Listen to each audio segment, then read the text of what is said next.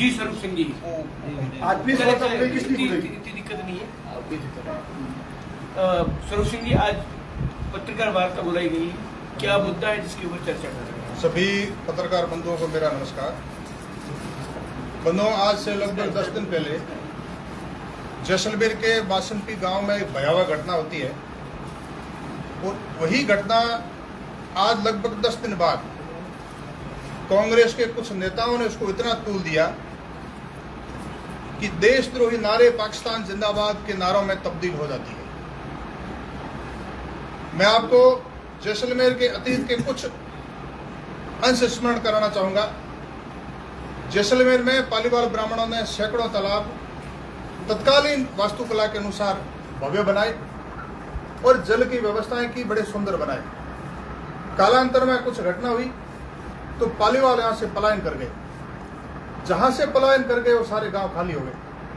तो ऐसे ही बाशन पीक नामक गांव जो पालीवालों का बसा हुआ था और उसके किनारे एक सुंदर सा तालाब भी था। जब खाली थे तो स्वाभाविक है कोई न कोई आकर के बसता रहता था। ऐसे ही एक भोपाल सिंह जी भाटी बडोड़ा गांव के हुए, उन्होंने जो पोकरण फायरिंग फील्ड रेंज में बसे हुए कुछ मुसलमानों के घर थे उनको बासणपी गांव में आकर के बसाया 1974 के आसपास। संख्या बढ़ती गई धीरे धीरे और यही संख्या अंतर्राष्ट्रीय पत्थरबाजों से शिक्षा प्रेरणा लेते हुए बोले इतनी बेकाबू हो गई कि 2019 में उसी बासणपी गांव के किनारे तालाब पर 2 छतरियां बनी हुई थी। एक छतरी उन हदूद जी पालीवाल की बनी हुई थी जिन्होंने उस सुंदर तालाब को कई वर्षों पहले बनवाया, और एक छतरी लगभग 150-200 साल पहले बीकानेर और जैसलमेर के रियासतकालीन युद्ध में रामचंद्र जी सोडा बलिदानी हुए उनकी छतरी थी। 2019 में इसी बासणपी गांव के कुछ उपद्रवी सांप्रदायिक अराजक तत्वों ने दोनों छतरियों को ध्वस्त कर दिया।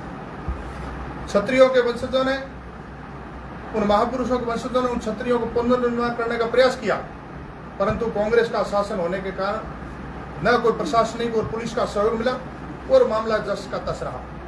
अभी लगभग 10-15 दिन पहले दोनों महापुरुषों के वंशजों ने जैसे ही उन छतरियों का पुनर्निर्माण करने का प्रयास किया तो अब बासणपी में चूंकि बहुत संख्या हो चुकी थी, कई बार आप वीडियो देखते हैं कि कुछ लोगों का अभियान ही है कि संख्या बढ़ाना, तो जैसे काम शुरू करते हैं तो कुछ युवा आते हैं 100 के आसपास। वहां पर हरि सिंह जी सोडा मिठड़ा और कुछ और लोग बना रहे होते हैं। वो युवा लाइव भी कर रहे होते हैं और धमकियां भी दे रहे होते हैं कि यहाँ छतरियां बनाने की जरूरत है, यहाँ चले जाओ नहीं तो ठीक नहीं रहेगा। हरि सिंह जी मिठड़ा बार बार उन्हें कहते हैं कि भाई आप बच्चे हो, आप समझते नहीं हो, और हम कानून के तहत कर रहे हैं। ये छतरियां आज से नहीं बनी, वर्षों पहले, पीढ़ियों पहले जो बनी है, उन छतरियों का हम पुनरुत्थान करना चाह रहे हैं, जीर्णोद्धार करवाना चाह रहे हैं। तो बार बार जब वो उद्वलित ज्यादा होते हैं तो वो ये तक कहते हैं कि आप वो एहसान भूल गए क्या, भोपाल सिंह जी भाटी बडोड़ा गांव का, जिन्होंने आपको इस गांव में बसाया था। आप जैसलमेर महारावल साहब का एहसान भूल गए क्या, जिनकी जमीन पर आप बैठे हो। वही लड़के बड़े जोश से बोलते हैं कि वो समय चला गया, आप भूल जाओ उस समय, बहुत समय चला गया, बड़ी धमकियां देते हैं। और 2-3 दिन बीते बीते स्थिति ये हो जाती है कि एक दिन तो पूरे गांव के 8 से लगाकर 80 साल तक बड़े बूढ़े, बच्चे, महिला, बच्चियां, सब लोग भयंकर रूप से एक नदी में बाढ़ आती इस प्रकार से पत्थरबाजी करते हैं। और जिन पत्थरों को इन छतरियों के कुंगरों पर और नींवों में लगाना होता है, वही पत्थर पुलिस के और उन जो लोग खड़े थे छतरियां बना रहे थे उनके सर फोड़ने में काम आ जाते। वही पत्थर सर फोड़े गए, लहूलुहान हुए लोग, हॉस्पिटल में तत्काल भर्ती कराया गया। सैकड़ों की संख्या में वहां ग्रामीण एकत्र हुए, मैं भी यहाँ काफी लोगों को लेकर के गया। और बाद में जब विवाद बढ़ा, पुलिस प्रशासन सब इकट्ठा हो गया और 4-5 दिन तक छतरियों का काम चला और छतरियां पूर्ण हो गई। छतरियां पूर्ण होते ही सब लोग वहां उपस्थित थे जो छतरियों का निर्माण कर रहे थे, सब अपने घर गए। अभी 2-3 दिन से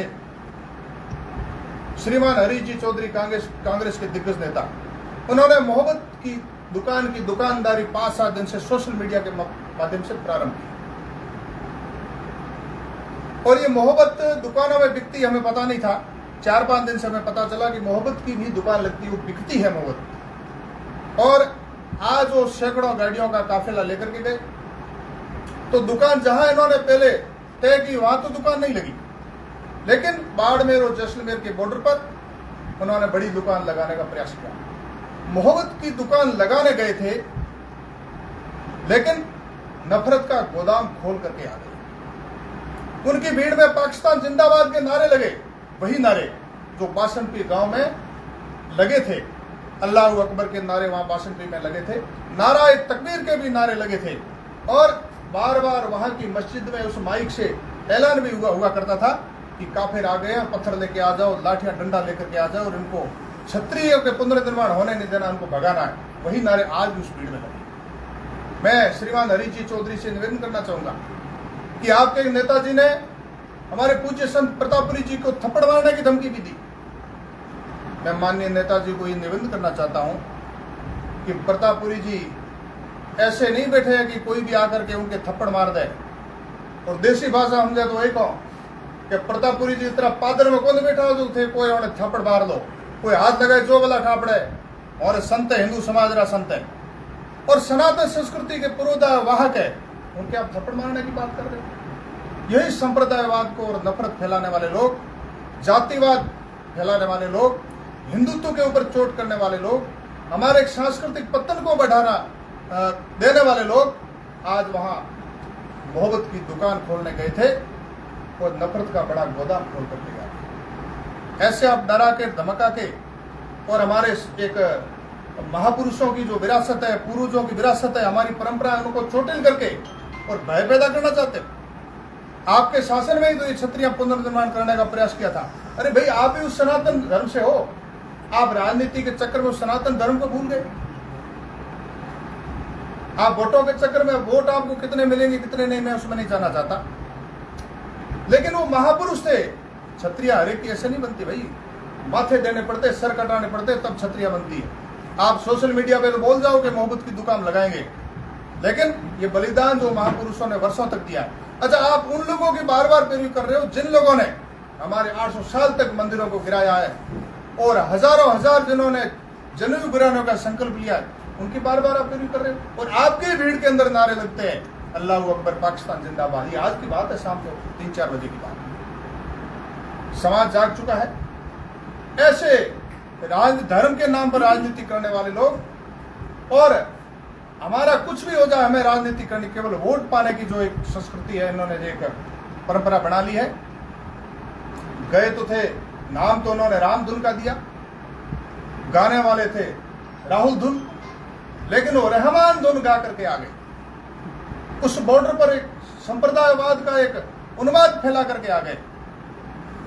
ऐसे नेताओं को भगवान सद्बुद्धि दे। ऐसे नेताओं से जो एनकाउंटर करवाते हैं और संतों को थप्पड़ मारने की धमकियां देते हैं, ऐसे हिंदू समाज के लोग डरने वाले नहीं है। ये बॉर्डर का जिला है और आप उन महाराव साहब को मोहब्बत का पैगाम देने गए हो, जो उस जैसलमेर जिले के रियासतकालीन महारावत है। उनकी 25,000 बीघा जमीन ये शांति प्रिय पत्थरबाज लोग दबा करके बैठे हैं। तो अगर मोहब्बत का पैगाम आप उनको देना चाहते हो, उन्होंने बहुत बार शांति वार्ता की है, जमीन के लिए कोई निपटारा हो, लेकिन ये तो कानून का सहारा लेकर के, चाहे कोई सी भी सरकार हो, ये कभी भी इन लोगों को खदेड़ सकते थे, लेकिन उन्होंने खदेड़ा नहीं। मोहब्बत उन्होंने वास्तव में की है। महाराज साहब ने जो अपने पेट के बच्चों की तरह रखा है, स्नेह की तरह रखा है, वो भी जेसीबी ला करके अवैध दुकानें जो बनी हुई स्टे के बावजूद उनको वहां से खदेड़ सकते थे, लेकिन उन्होंने वास्तव में मोहब्बत की उन लोगों से। मोहब्बत अगर सीखनी है तो जैसलमेर महाराज साहब से सीखिए। ऐसे रील और मीडिया में बोलने से मोहब्बत नहीं होती, व्यवहार रूप में मोहब्बत लानी पड़ती है। और वो जो 25,000 बीघा जमीन दबा करके बैठे, अतिक्रमण करके बैठे हैं, उस जमीन को मुक्त कराने के लिए हम पूरा पश्चिमी राजस्थान संगठित होकर के, समूचा हिंदू समाज संगठित होकर के सरकार के सहयोग से, चूंकि वो लीगली है और कानून का सहारा लेकर के उस जमीन को हम अतिक्रमण मुक्त कराएंगे उन पत्थरबाजों से। उनकी हिम्मत हो गई, संतों को थप्पड़ मारने की धमकियां दे रहे हो, अल्लाह अकबर और नारा तकबीर के आप नारे लगाते हो माइक से, और हमने डराने का प्रयास करते हो। हम ऐसे डरने वाले नहीं है। ऐसे अनेक संत महापुरुषों ने इस धर्म संस्कृति को जिंदा रखा है, उनमें से महंत प्रतापपुरी जी भी है। ऐसे हम थप्पड़ मारने नहीं देंगे भैया। उनके पीछे लाखों लोगों की भीड़ खड़ी है और ऐसे धर्मवाहकों के प्रति सदैव आस्था रखते हैं। ऐसे लोगों को ईश्वर सद्बुद्धि दे। और आज ये सांप्रदायिक माहौल जिस प्रकार से खड़ा किया है, ये बिल्कुल ठीक नहीं इस पश्चिमी राजस्थान के लिए। वैसे ही बहुत सारे वहाँ अमर सागर में इन्होंने एक अवैध कब्र बनाई है। कुछ महीने पहले हनुमान चौराहे को कैसे रौंदा था, ऐसे बिखेर दिया था जैसे कश्मीर में हो रहा है। कश्मीर जैसे दृश्य जो जैसलमेर में दिखने शुरू हो गए हैं, वो यहाँ भारत पाक के इस बॉर्डर पर और इस एरिया के लिए ठीक नहीं है। जिस क्षेत्र को शांति प्रिय माना जाता था, उस क्षेत्र को तनावपूर्ण, वैमनस्यतापूर्ण, सांप्रदायिक बना जा रहा और वोटों की राजनीति के कारण ये बिल्कुल ठीक नहीं है। और ईश्वर उन्हें सद्बुद्धि दे और हम इस विषय को लेकर के संगठित होंगे और आगे की योजना बनाएंगे ताकि ये छत्रियां भी सुरक्षित रहे और महाराज साहब की जमीन भी मुक्त हो। और इन लोगों को हम दिखा देंगे कि बॉर्डर की शांति ऐसे नहीं ऐसे होती है। और राम धुन हम गा के आपको बताएंगे कि राम धुन ऐसे होती है। और तुम तुम्हारी राहुल धुन गाओ, तुम तुम्हारी रहमान धुन गाओ। ईश्वर तुम्हें सद्बुद्धि दे। आपका ये आरोप है कि आज जो है कि एक रिलीज या प्रोग्राम था, उसके अंदर पाकिस्तान जिंदाबाद नारे लगी। अवश्य नारे लगे, 3 बार नारे लगे। आप ठीक से वीडियो को सुनिएगा। पाकिस्तान जिंदाबाद के 3 बार नारे लगे और वो भीड़ बड़े गौरव के साथ में नारे लगा रही है। और नेताजी जिंदाबाद बोल रहे हैं, वो बोल रहे हैं पाकिस्तान। सब नेताजी जो अग्रिम पंक्ति में 5-7 नेताजी थे, बड़े शान के साथ बोल रहे हैं जिंदाबाद। मनीष चौधरी का सीधा सीधा आरोप है कि बीजेपी वाले संविधान को मानते नहीं है, वो अपने हिसाब से सारा कुछ चलाते हैं। बीजेपी वाले संविधान को नहीं मानते तो भाषण भी में ये पत्थरबाज और भेड़िया नहीं होती, ये कभी की खदेड़ दी जाती। लेकिन कानून में विश्वास करते हैं, कानून के तहत इनको मारने पड़े। कानून वो पढ़ाएं क्या जो युवाओं का फर्जी एनकाउंटर को पोषण करते हैं, उनकी प्रेरणा से होता है, वो कानून हमें पढ़ाएंगे। उन्हें खुद थोड़ा कानून पढ़ना चाहिए। और ऐसी मोहब्बत की दुकान मुझे नहीं लगता है लगे बार बार। जनता जाग चुकी है। तुम एक संप्रदाय को राजी करने के लिए इस मोहब्बत की दुकान ले जाओगे तो नफरत का बड़ा गोदाम खुलेगा और आगे तुम्हारा बात वहाँ पे मोहब्बत, प्रेम, सद्भाव की हो रही थी, तो फिर एक संत को थप्पड़ मारने जैसी वहाँ पे बातें भाषणबाजी हुई। कोई उनको रोकने वाला टोकने वाला नहीं, या किसी ने उनकी भर्त्सना नहीं कि भाई आप यहाँ अमन और शांति की बात करने आए हैं, इतने लोगों को इकट्ठा इस नाम पे किया गया है, तो बात किसी को मारने पीटने की, खास करके संत को मारने की बात पर करी।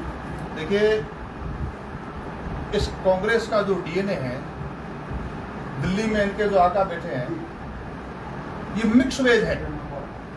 हिंदू, मुसलमान, ईसाई, पारसी, यहूदी, तो एक्स्ट्रा जो मिक्स वेज है, उनसे जो लोग सीखे हुए हैं, उन्होंने जब भाषण की में ये घटना हुई उसके बाद से ही एक पूज्य संत को टारगेट करना शुरू कर दिया था, जो 3 रात 3 दिन आंधी तूफान में और उस 50 डिग्री तापमान में रह करके उस क्षत्रिय को पूर्ण करवाया। सारे जनप्रतिनिधि वहां के जनता सज्जन महानुभाव उपस्थित रहे, तब से इन्होंने टारगेट करना शुरू कर दिया था। एक संत धर्म का वाहक है, अपना काम कर रहा है। बार बार उनके योगासन और उनके जो पहनावा, उनको टारगेट करके कमेंट भी, मुकदमेबाजी भी, ऐसे ये भी कांग्रेस के डीएनए में है। तुष्टीकरण, सांप्रदायवाद, जातिवाद और हिंदुत्व पर प्रहार करना और सनातन पर प्रहार करना, ये सदैव उनका डीएनए रहा। ये केवल अकेले आज कर ऐसा नहीं, बल्कि इन्होंने तो पराकाष्ठा ही कर दी है, बल्कि ये इनकी परंपरा में है। जहाँ पहले से सीखे उनका कहना है बच्चे स्कूल नहीं जा रहे हैं, आप लोग वहाँ डरा कर आए हो, माहौल वैसा था, इसलिए हम ठीक करने जा रहे हैं। अरे भाई, हम तो चाहते हैं बच्चे स्कूल जाकर विद्यार्थी पढ़े, वही बच्चे मदरसों में जाकर के आतंकवाद सीख रहे हैं। तो हम यही चाहते हैं कि बच्चे स्कूलों में जाए, इसीलिए हम उनको कहने गए थे भाई आप स्कूलों में जाओ, लेकिन वो मदरसा में जाकर पत्थरबाज बन रहे, ये बड़ा दुख का विषय है। अब जब इस घटनाक्रम को लेकर जब आप प्रेस वार्ता कर रहे हैं, 2 बड़े मुद्दे आपने उठाए। एक पाकिस्तान जिंदाबाद के जो नारे लगे, आपका जैसा कहना है कि वीडियो इस तरह का आया। एक उस महंत जो प्रतापपुरी जो विधायक भी हैं, एक उनका प्रोटोकॉल भी, उनको बड़ी